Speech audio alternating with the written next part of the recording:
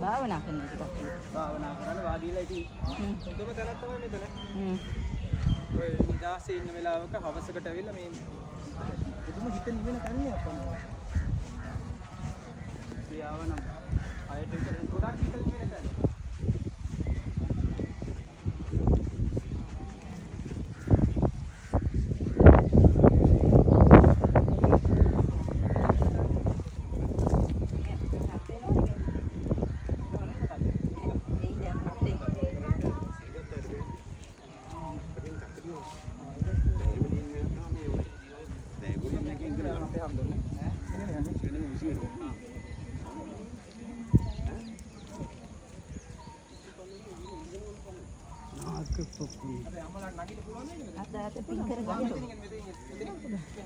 මෙතනියා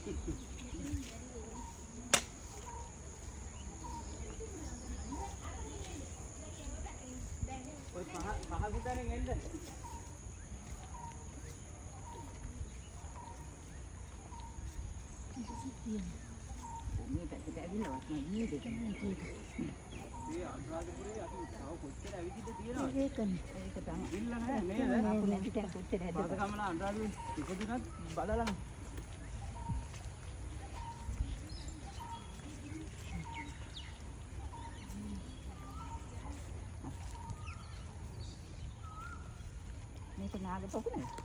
ඔව්. ඒක තමයි පොකුණ කියලා කියන්නේ. පොකුණ නාග මොනවද තියනවද කියන්න දන්නේ නැති. නාග පොකුණ. මෙතෙන් ඇවිල්ලා නැහැ නේ වල කවදා. ජීවිතේට ඇවිල්ලා. මාළුත් ඉන්නනේ. භාවයේ දිනා. මේ නාග විමාන තියෙන්නේ මහ පොළොව අභ්‍යන්තරයේ ජලය මූලික කරගෙන. ඒතොර එයාලා බොහෝ දුරට ජල මාර්ග හරහා තමයි ගමන් කරන්නේ. ඉතින් බහින්න හදලා තියෙන්නේ. මේකේ තියෙනවා ඒන්ෂන්ට් පොන්ඩ්ස් 64ක්. පොකුණු විතර. මේක ඇවිල්ලා ඔතනින් තව දැන් ඔතනින් බටහිර දොරට. මේකේ දැන් අපි නොදැක්කට මේකේ සාම වල පේනවා නේද? ඔය කල් කුණු කැඩිලා ඔය වැටිලා තියෙනවා. ඒක තව කැනින් කරලා නැහැ. තව තුන දේවල් තියෙනවා අපි යන්නේ.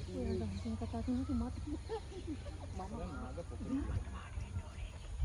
නාගලු පොකුණු කියලා කියනවා. ඔයා කිව්වා. ඔක්කොම අද ලුණු මිරිස් උඩද වාඩිලා තින්නේ ඔක්කොමලා ලුණු ඉස්සලා දාන්න පිටදී හැපි ගියා රත්වල තිබිච්ච ගෑවේ. ඔයාලා එද්දි දැක්ක නේද ඔය මේ මහසෑය වටේට තියෙනවා මේ ඇත් රූප ටික. ඕකේ තියෙනවා ඇත් රූප 338ක්. ඒකට හේතුව තමයි ඇත් රූප 338ක් තියෙන හේතුව තමයි මේ මහසෑය උස අඩි 338. ඒකට තමයි ඒක සිම්බලයිස් වෙන්න තමයි ඇත් රූප 338ක් වටේ නිර්මාණය කරලා තියෙන්නේ. ඒතර මේව ඇවිල්ලා මේ එසේ මෙසේ තැන් නෙමේ මේ විශ්වයේ තියෙන බලගතු තැනක් මෙතන. මෙතන දෙවියන්ට බඹුන්ට මේ විශ්වයේ ඉස්සල්ලාම පේන භූමිය තමයි මේ මහසෑය. මේක ඉඳලා හදවතින්ම ප්‍රාර්ථනාවක් කරන්න. අයියෝ. හරි නෑ අපි තව කිව්වේ නෑ. අපි වෙන සාකච්ඡාවක මේ ඉන්නේ. එයා දැන් අපි ඉන්න තැන හිටියද? ඔව් ඉඳලා හිමීට. යාලට නගින්න බෑ කොහොම අමාරුයි. අත දින අරගෙන එන්නේ. ඒකත් ඒක. මට ඒගොල්ලෝ දාලා එන්න හිතෙන්නේ නැහැ. පිමන්. අපි ආවට පස්සේ කියන්නේ. ඔව් ඔව්. අමාරු නෙමෙයි තින් කහගන්නත් එක්කනේ. අනික මෙහෙමයි. අපි අහගන්නවට වඩා අපි වන්දනාමාන කරන්න ඕනේ සද්‍රාවෙන් අවබෝධය. මිනිස්සු වඳින්නම් වාලේ අපි වඳින්න ඕනේ නැහැ.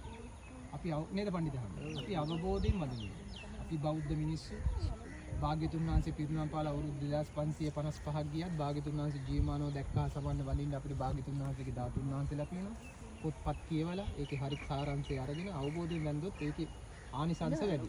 ඒතර මෙන්න මේකට තමයි නාගලු පොකුණ කියලා කියන්නේ. ඉඳගෙන බලාගෙන නාගෙන එන්න වෙයි. නාගලු පොකුණක් කියලා ඒක අපේ තියෙන මතයක්. අද සෙල්ලිටි වල මේක ඔප්පු වෙලා නැහැ. හොඳේ. ගොඩක් ගැඹුරු පොකුණක්. නාගයෝ ජීවත් වෙන්නේ මහ පොළොව අභ්‍යන්තරයේ ජලය මූලික කරගෙන. ඒතර ජල මාර්ග හරහා තමයි යාලා ගමන් කරන්නේ. මේ අදටත් හැබැයි ඒක බැහැර කරන්න බෑ. මේ අදටත් නාගලෝකේ නාගයෝ ඔයාලා අපි වගේ මනුස්ස වේසම ආගෙන මේ මහසෑය වඳින්න එන කතාව හරි. ඇත්තේ. ওই බටහිර දුර්ටේ ඉන්නේ.